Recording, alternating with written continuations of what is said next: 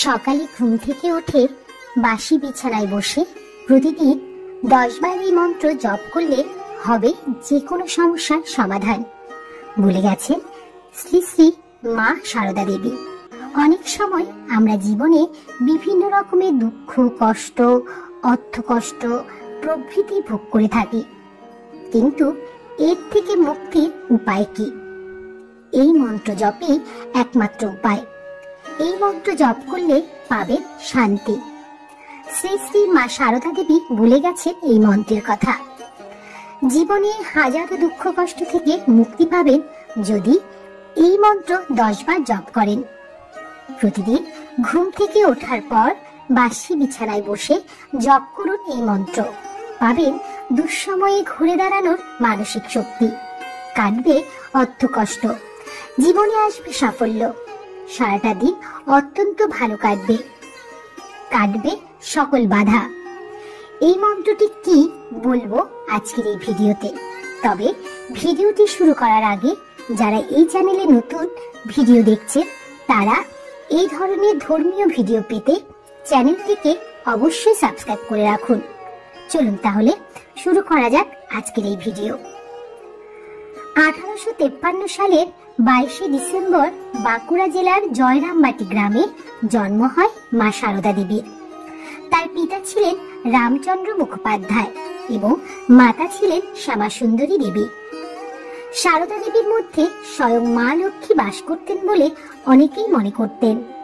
Ramakrishna mission এবং মঠের ভক্তদের কাছে তিনি শুধুমাত্র শ্রী শ্রী মা নামেই আরাধ্য। তার স্থান প্রত্যেক মনে মণিকোঠা হয়ে আছে।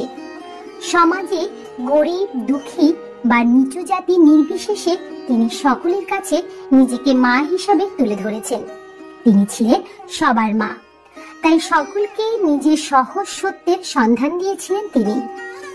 এমন একটি মন্ত্রের উচ্চারণের কথা বলেছিলেন যা মানুষের সকল সমস্যার সমাধান করতে পারে। একবার এক ভক্ত মায়ের কাছে এসে বললেন, মা, আমার ধানের ব্যবসায় অনেক টাকা ক্ষতি হয়ে গেছে। এখন আমি সম্পূর্ণরূপে নিঃস্ব হয়ে গেছি।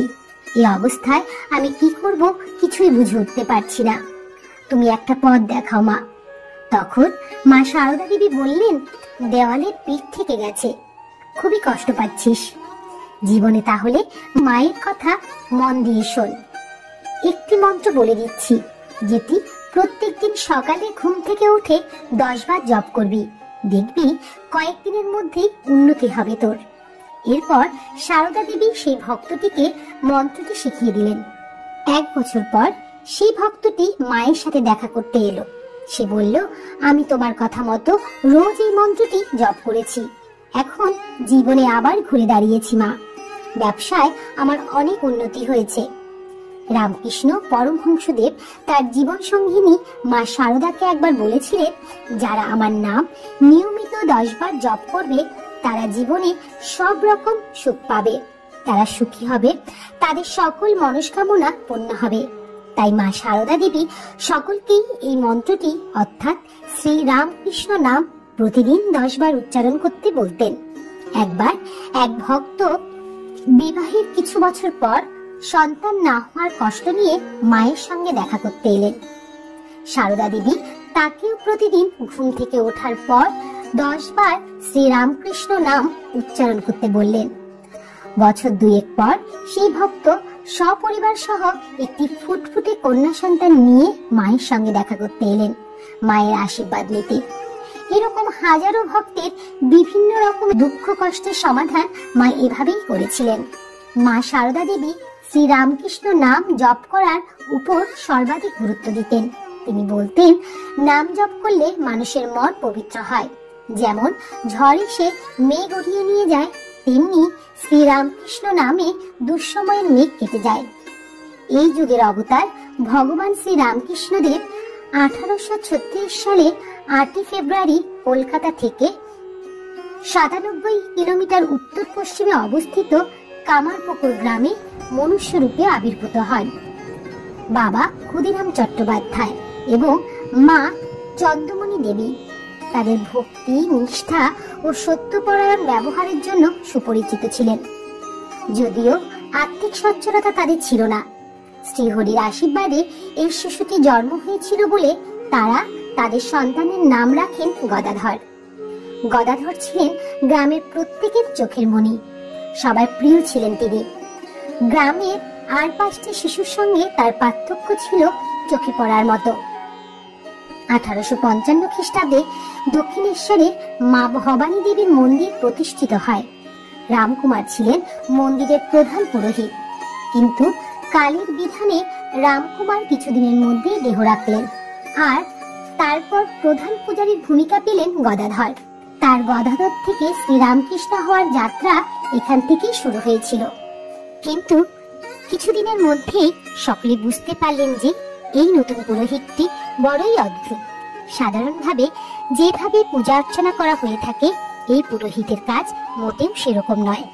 এই পুরোহিত মন্দিরের মা কালীর মূর্তিকে মা বলে ডাকতেন, আর তার সাথে ব্যবহারটি এমন করতেন যে যেন মা কালী সত্যি তার ঘরের মা।